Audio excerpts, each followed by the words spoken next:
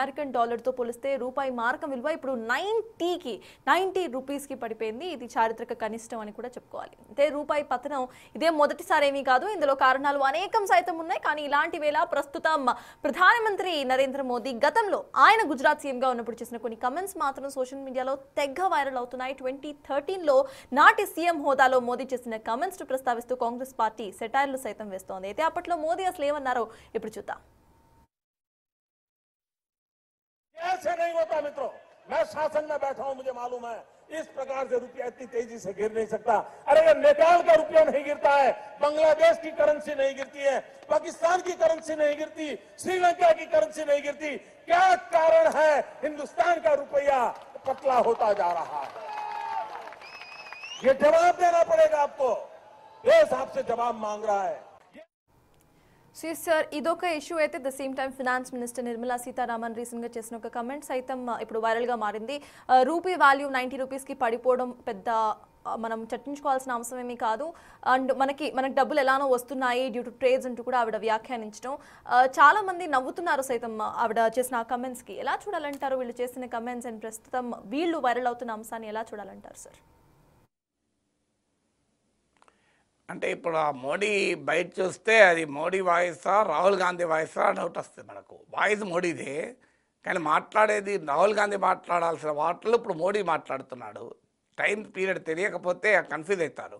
ఎందుకంటే 2013లో జరిగిన పరిణామం, 2013లో రూపాయి పతనానికి కారణం అప్పుడు టాపర్ టాంట్రమ్ అంటారు.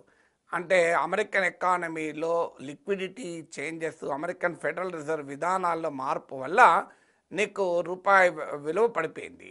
సో దాన్ని ఒక పొలిటికల్ వెపన్గా మోడీ మార్చుకున్నాడు. ఇప్పుడు మరి 90 రూపీస్ అయినా దాని మీద కనీసం రెస్పాండ్ అవ్వడానికి కూడా రెడీగా లేడు, రియాక్ట్ అవ్వడానికి రెడీగా లేడు. పైగా రూపీని డిఫెండ్ చేస్తానికి కూడా ఆర్బీఐ సిద్ధంగా లేదు. మీకు 2023-24, 2024-25 అంటే ఈ రెండేళ్లలో మీకు every month reserve bank of India $40-43 billion మార్కెట్లో రిలీజ్ చేసి మార్కెట్లో సెల్ చేసి రూపీని కాపాడింది, రూపీని నిలబెట్టే ప్రయత్నం చేసింది.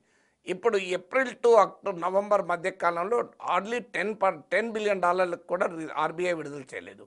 అంటే చాలా క్లియర్గా ఆర్బీఐ ఇంటర్వెన్షన్ తగ్గింది. ఎందుకంటే ఈ ప్రభుత్వం నమ్మేది రూపాయి ఇంకా దిగజారాలని. ఎందుకంటే మీకు state bank of India research, state bank of India ప్రభుత్వ బ్యాంక్ అది. So state bank of India research ఏం చెప్తుంది, రూపీ ఇప్పటికే ఓవర్ వాల్యూగా ఉంది, ఇంకా పడిపోవాలి. రూపాయి పతనం అయితే ఎక్స్పోర్టర్లకు లాభం అని.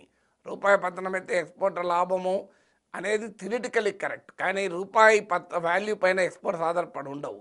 గ్లోబల్ డిమాండ్ పడిపోతున్న సమయంలో నువ్వు ఎంత చీప్గా వస్తువులు అమ్మినా కొనేవాడు ఉండడు. అమెరికా టారిఫ్ల నేపథ్యంలో మనకు ప్రపంచంలో ఎగుమతులు ఒక పెద్ద ఛాలెంజ్ని ఎదుర్కొంటున్నాయి. అందువల్ల అది కేవలం రూపీ వాల్యూతో లింక్ అయి ఉన్నది కాదు. అందువల్ల మోడీ ప్రభుత్వం రూపీని డిఫెండ్ చేయడానికి రెడీగా లేదు.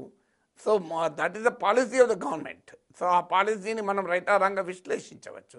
అందువల్ల ఆ రోజుమో యూపీఏ ప్రభుత్వ హయాంలోమో రూపాయి పతనం ఏదో దేశమే దిగజారినట్టుగా శ్రీలంకది పడతలేదు, పాకిస్తాన్ పడతలేదు, ఇండియా ఎందుకు పడుతుంది. ఇప్పుడు కూడా అదే పరిస్థితి కదా. Rupee is the Asia's worst performing currency. ఇప్పుడు అసలు డాలర్ వాల్యూ ప్రపంచంలో తగ్గుతున్న సమయంలో డాలర్తో పోలిస్తే రూపీ వాల్యూ పడిపోవడం ఏంటి? ఇతర దేశాల కరెన్సీలో బలపడుతున్నాయి డాలర్తో పోలిస్తే. ఉక్రెయిన్ వార్ ఉన్నా కూడా రష్యన్ కరెన్సీ నిలబడుతుంది, మనది ఎందుకు పడిపోతుంది ఆలోచించాలి కదా. Worst performing currency in Asia ఇది రూపీ. దీని ప్రభావం ఉండదు అంటే అంతకన్నా అమాయకత్వం ఏం లేదు. రూపీ వాల్యూ పతనం అయితే మన పెట్రోల్ డీజిల్ ధరల నుంచి మొదలుకొని అన్ని రకాల వస్తువుల ధరలు పెరుగుతాయి. ఇప్పటికే మన ట్రేడ్ డెఫిసిట్ $41 బిలియన్ చేరుకుంది. ఇంకా ట్రేడ్ డెఫిసిట్ పెరుగుతుంది because imports become costlier. Already metal and gold prices ఆకాశాన్ని అంటాయి, అవి ఇంకా పెరుగుతాయి. దాంతో మన ఇంపోర్ట్ బిల్లు పెరుగుతుంది. ఎకానమీ పైన సీరియస్ ఇంపాక్ట్ ఉంటుంది. ఇంకా మోడీకి అడ్వాంటేజ్గా ఉన్నది ఏంటంటే ఆయిల్ ప్రైసెస్ తక్కువ ఉన్నాయి.